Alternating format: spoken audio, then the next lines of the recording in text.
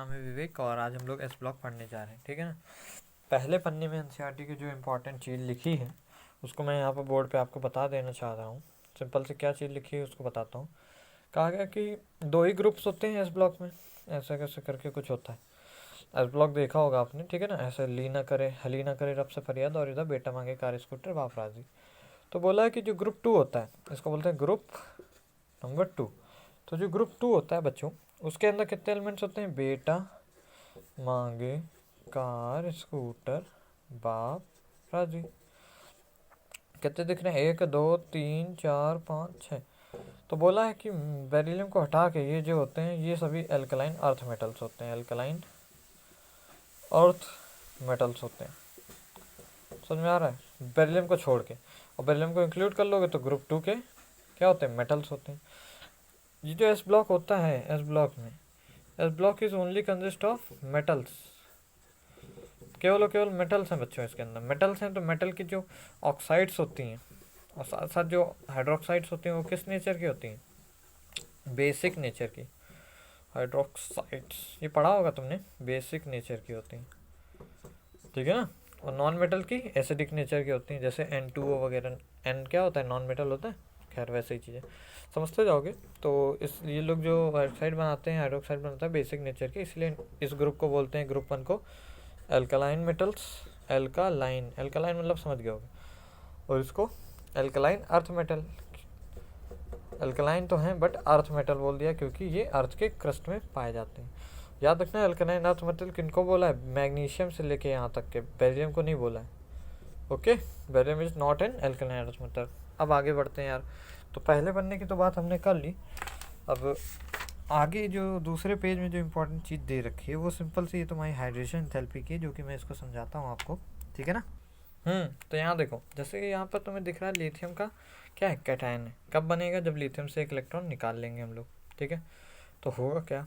जब इसको पानी में रखेंगे एक्वस फॉर्म में, तो पानी में क्या होता है? पानी को ऐसे लिख सकते हैं OH2, अब H2O के फॉर्म में। तो पानी में ऑक्सीजन होता है, ऑक्सीजन के पास लोन पेयर होता है। यहाँ वो पॉजिटिव चार्ज को देख के क्या होना चाहेगा? डोनेट करना चाहेगा। मतलब कुछ कुछ फोर्स बनेगी, डोनेट नहीं कर देगा, मैं कह रहा हूँ इंटरेक्शन होगा पॉजिटिव नेगेटिव के बीच में। ऐसे ही और वाटर के मॉलिक्यूल्स भी क्या करेंगे? इंटरेक्शन करेंगे। धीरे धीरे खूब सारे वाटर्स के मॉलिक्यूल क्या कर लेंगे? इस आयन को घेर के रख लेंगे बच्चों, ठीक है ना। खूब सारे आयन्स इसको घेर के रख लेंगे। तो इसका क्या हो गया? हम लोग बोलते हैं इसका, इस कैटायन का क्या हो गया? हाइड्रेशन हो गया। हाइड्रेशन, हाइड्रेशन, हाइड्रेट समझते हैं ना पानी को, तो हाइड्रेशन हो गया। यहाँ होता क्या है?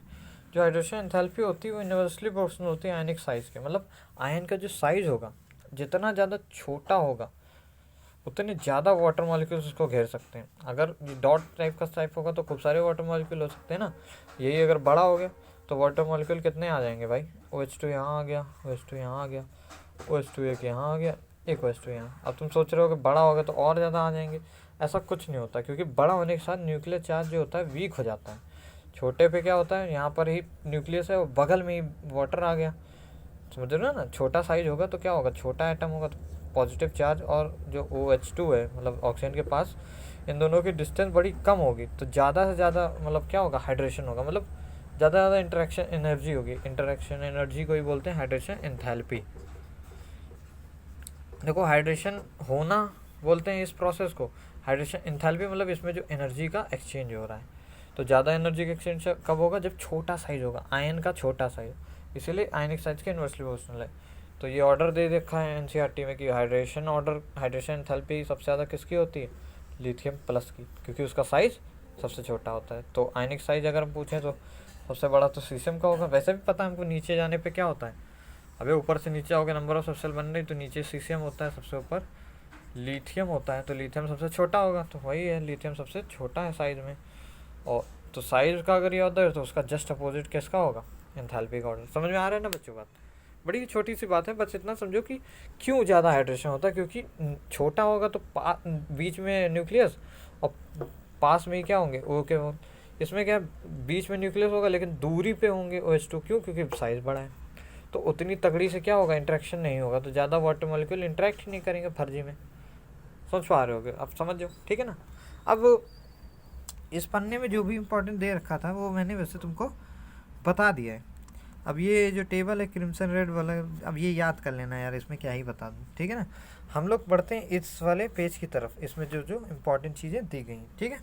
ओके, तो अब जो दे रखा है इस सेक्शन में, जो कि मैंने तुम्हें बताया इस पेज में, यहाँ पर ऑक्सीजन विद मतलब रिएक्शन विद एयर दे रखा है, मतलब ऑक्सीजन के साथ कैसे रिएक्ट करते हैं कौन, एल्कली मेटल्स। अभी हम एल्कली मेटल्स की बात कर रहे हैं, ये एल्कली मेटल्स होते हैं, मतलब समझ गए, ग्रुप 1।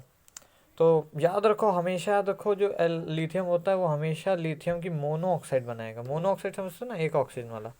और जो Na होता है सोडियम, हमेशा से हमेशा क्या बनाता है, Na2O2, पर ऑक्साइड इसको बोलते हैं, पर ऑक्साइड। अरे यार, और ये मोनो ऑक्साइड, मोनो ऑक्साइड मतलब मोनो ऑक्साइड में क्या होता है, O2 नेगेटिव, समझ रहे हो, O2 ऐसे कुछ, O2 नेगेटिव, और इसमें O -1 चार्ज होता है।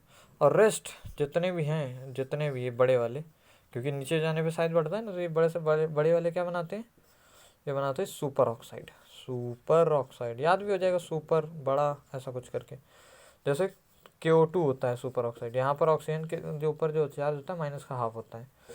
माइनस हाफ क्यों होता है, क्यों, याद रखना, KO2 पे अगर हम पोटेशियम की बात करें, ये जितने भी हैं ना, इनको क्या बोलते हैं, अल्कली मेटल्स। तो अल्कली मेटल केवल और केवल +1 शो करते हैं, तो ऑक्सीडेशन स्टेट क्या होगा इनका, केवल +1 होगा। ये मत सोचना, अगर कोई तुमसे पूछे भैया KO2 में K का भैया ऑक्सीडेशन स्टेट बताओ, तो तुम इसको X ले लो, 2 ऑक्सीजन तो -4 = 0 लिख के X = 4 लिख के चलेगा। ऐसा बिल्कुल मत करना, 0 नंबर मिलेगा। क्यों, क्योंकि हमको ये चीज़, जैसे तुमने ऑक्सीजन का -2 ले लिया था ना यहाँ पर, तभी तो -4 लिखा, वैसे ही याद रखो पोटेशियम के केस में +1 ले लोगे तुम लोग।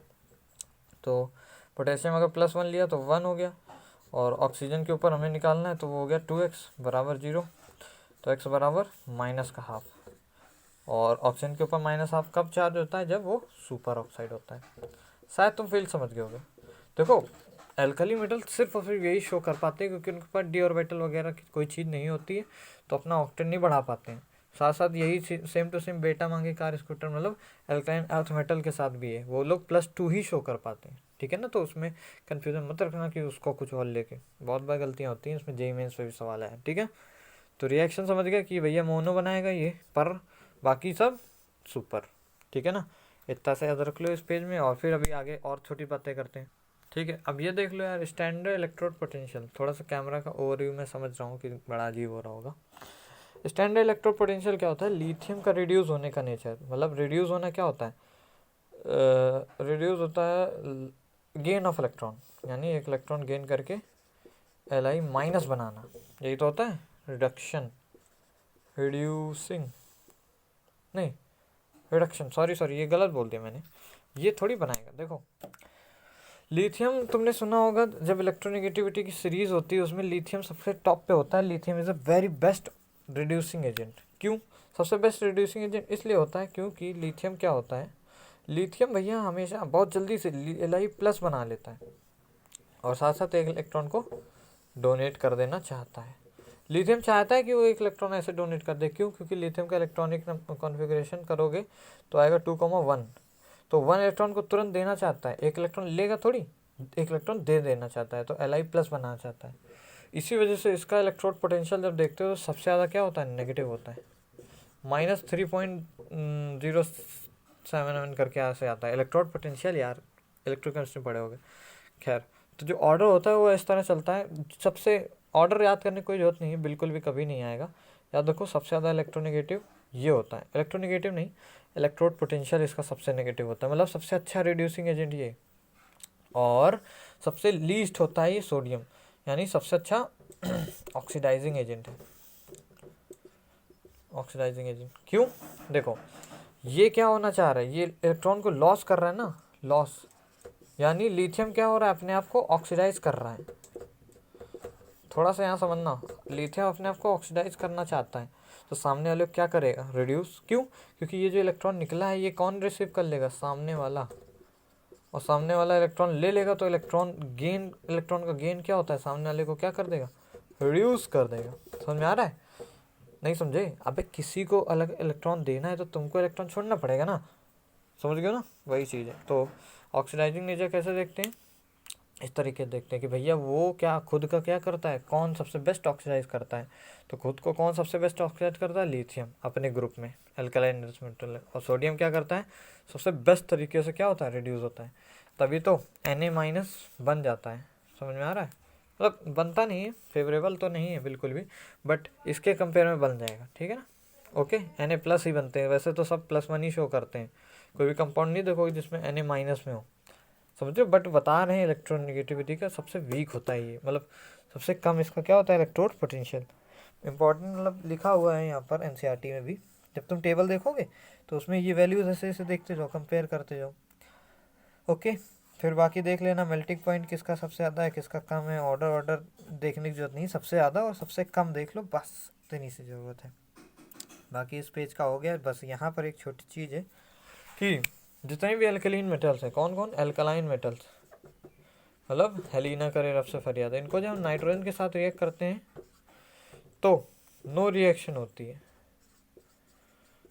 एक्सेप्ट, एक्सेप्शन भी है यहाँ पर, एक्सेप्ट लिथियम। इसी वजह से लिथियम को हम लोग मतलब थोड़ा सा एनोमेलस बिहेवियर भी इसका पढ़ेंगे। एनोमेलस मतलब अलग सा, मतलब ट्रेंड के हिसाब से ना फॉलो करने वाला। लिथियम क्या करता है, नाइट्रोजन के साथ रिएक्ट करके तुरंत बना लेता है Li3n, लिथियम नाइट्राइड। क्यों, क्योंकि लिथियम के ऊपर +1 चार्ज तो उधर गया, और नाइट्रोजन के ऊपर -3 होता है तो आगे आ गया, लिथियम के नाइट्राइड बना देता है। ओनली यही सिर्फ रिएक्शन करता है, बाकी इसके ग्रुप में कोई भी रिएक्शन नहीं करता है। यही चीज़ यहाँ पर दे रखी